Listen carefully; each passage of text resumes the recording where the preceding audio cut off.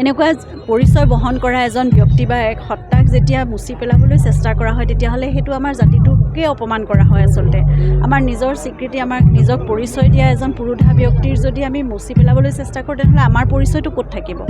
গতিকে সকলোকে সেইখিনি শ্ৰদ্ধা, সেইখিনি সন্মান, তেওঁলোকে যিমানখিনি আমাৰ জাতিটোৰ বাবে, আমাৰ ঠাইখনৰ বাবে, আমাৰ দেশখনৰ বাবে তেওঁলোকে অৱদান আগবঢ়াই গৈছে, সেইখিনি আমি আচলতে কোনো ধৰণেৰে আমি পূৰা কৰিব নোৱাৰোঁ। তেনে ক্ষেত্ৰত সেইকণ সন্মান, সেইকণ মৰম আমি সদায় অন্ততঃ দিব পাৰোঁ আৰু সেইখিনি আমি দি যোৱাটো উচিত, নহ'লে আমাৰ নিজৰ জাতিটোকে অপমান কৰা হ'ব। সেইটো এটা ভাগ্যৰ লিখন, এটা বৰ অভাৱনীয় এটা ঘটনা ঘটি গ'ল আৰু এইটো এতিয়াও মানি ল'বলৈ মোৰ দিগদাৰ হয়। কাৰণে মই চাকি জ্বলাবলৈ খুব অসুবিধা পাওঁ আচলতে। তেওঁৰ ফটোৰ সন্মুখত বা তেওঁৰ প্ৰতিমূৰ্তিৰ সন্মুখত মই চাকি বন্তি জ্বলাই, ধূপ ধূনা জ্বলাই মই বিদায় কেতিয়াও দিব খোজা নাই। সেইকাৰণে মই ফুল দি সেৱা কৰা, চাকি জ্বলোৱা, ধূপ জ্বলোৱা এই কথাটো মই অকণমান অসুবিধাই পাওঁ।